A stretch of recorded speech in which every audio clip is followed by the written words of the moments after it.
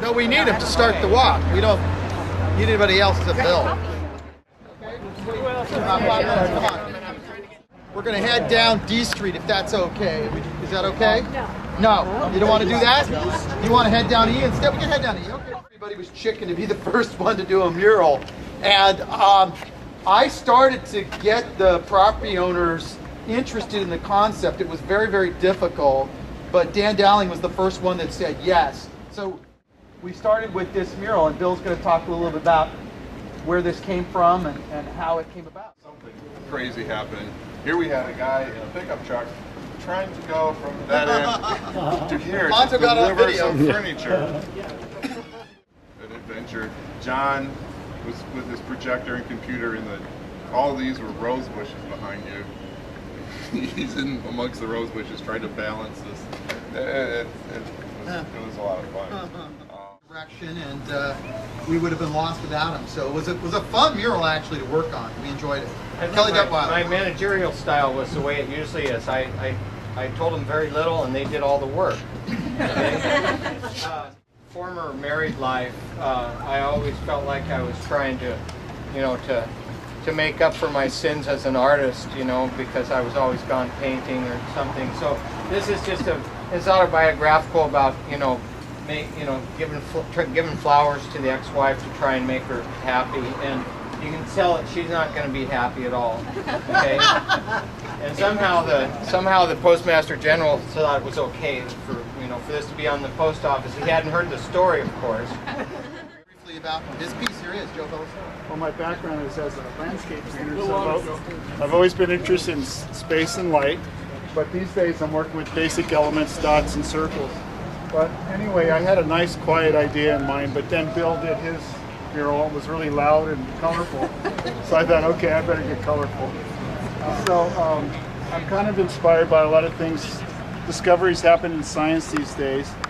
As a matter of fact, when I was working on this July 4th, the Higgs boson particle was confirmed by scientists, and that's the particle that is responsible for the creation of matter. And so I thought, well, a mural about that is worthy of the wall. Myron Stevens. Yeah, hi. This work is called Hidden Treasures.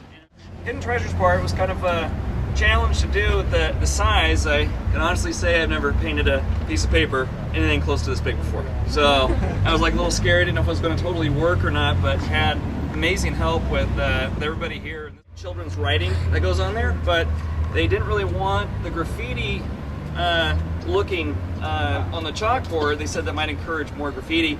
So I'm like, okay, challenge, how to make a chalkboard look like a chalkboard without writing. So talk about what he did. Guy Dill. Yeah. Friday night, tracing it off, Saturday, Sunday. And then I was here Monday, Tuesday, and Wednesday to finish. But the majority of it, and that was the unique thing about having a team, is we could get 80% of it done in 2 days.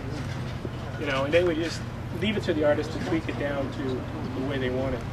And what really helped me was an old trick that Wayne Tebow does, and that's you'll see these orange lines around here, that highlighting that he does.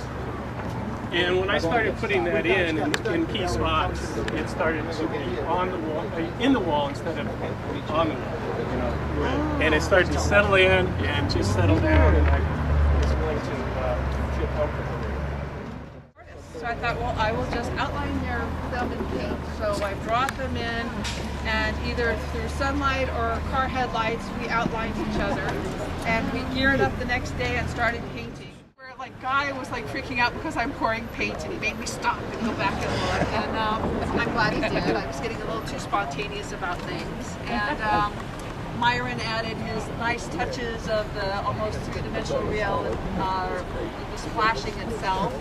And so, again, everyone helped incorporate a little bit, brings their own personal touches into it, and really made it a lot of fun. She's the artist that's been with the gallery the least amount of time and made the most amount of progress. And I really love working with her, and I'm always surprised about what she's going to do next. And Jennifer's been an inspiration as far as having an addiction. She's addicted to painting. She's got to be painting or else. you know, she goes crazy. So it's been really great to work with Jennifer. Jennifer Paczynski, and this is Museum View, her mural.